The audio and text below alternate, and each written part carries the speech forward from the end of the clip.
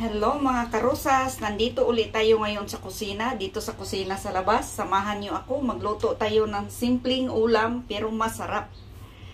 Ito may chopped cabbage tayo.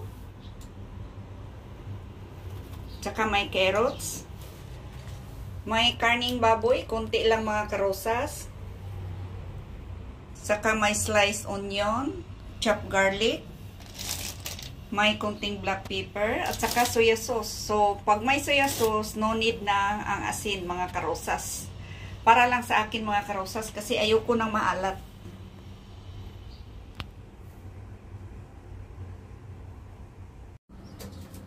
So, pakuluan muna natin ng tubig para maluto. Maglabas yung ano niya, mantika.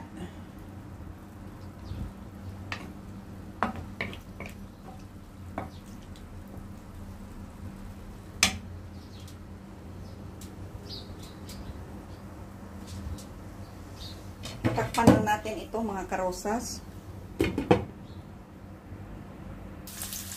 Ayan, luto na yung karne mga karosas. So, itabi muna natin ito.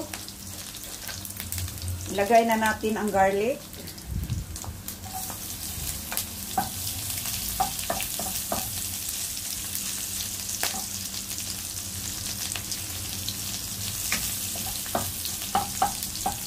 Sunod natin ang onion.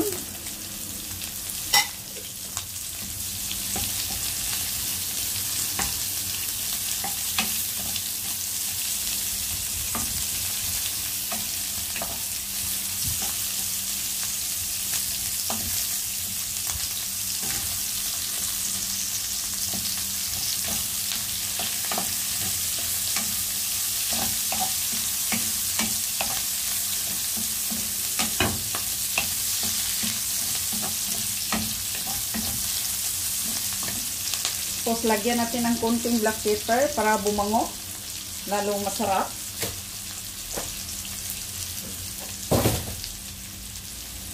Konting soya sauce.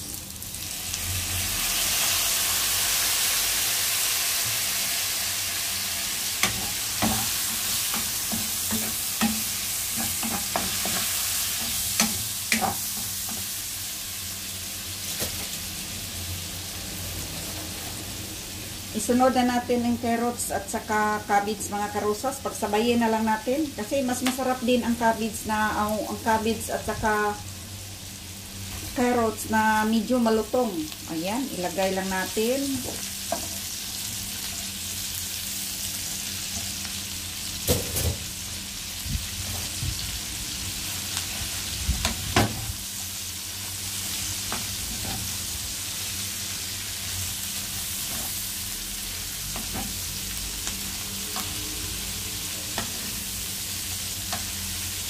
Pwede rin ang ihalo natin pag-isa sa cabbage mga karosas. Pwede corned beef, pwede sardinas, pwede itlog. Depende lang yan sa inyo mga karosas. Basta gulay, kahit anong klaseng ihalo mo pagluto, napakasarap.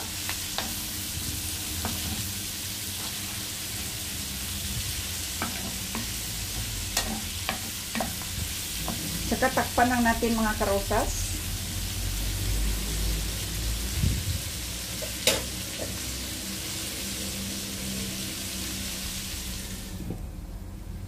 Sa mahinang apoy para hindi masunog.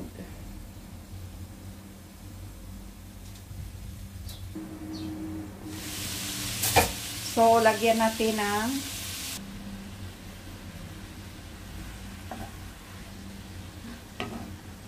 ayan, mga karosas. Kunti na lang kulang, maluto na. So, pwede natin dagdagan ng kunting black pepper.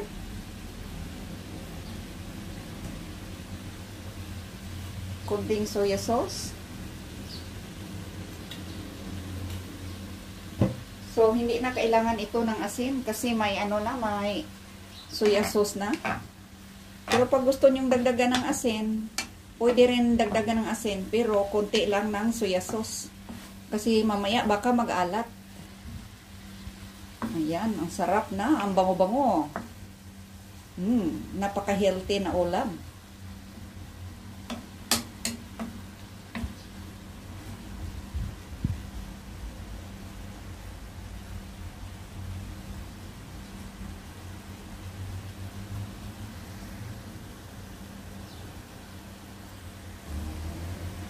I-mix na natin mga karosas. Ito, tama na ito mga karosas. Hindi natin i-overcook kasi pangit pag sobrang lambot.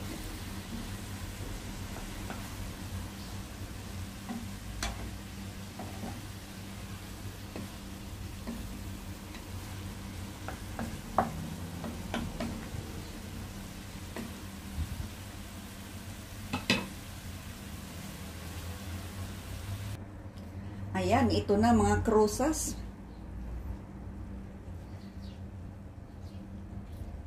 Ayan, masarap na mga karosas. Ayan, ito na mga karosas. Luto na yung simpleng ulam natin. Napakamurang ulam pero masarap mga karosas. Paborito ko kasi ang cabbage mga karosas. At saka madali lang siya lutuin. At saka isa pa, ang daming health benefits. Ayan.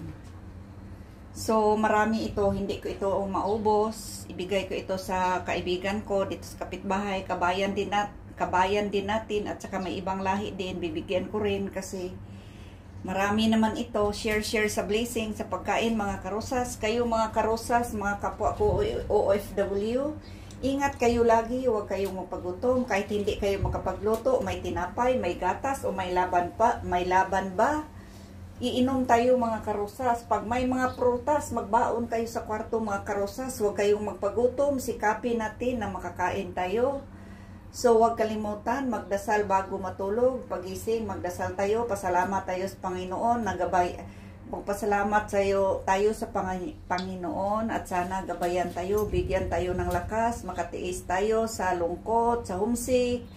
Sana makayanan natin lahat ang mga pagsubok sa buhay. Laban lang tayo mga karosas para sa pamilya natin.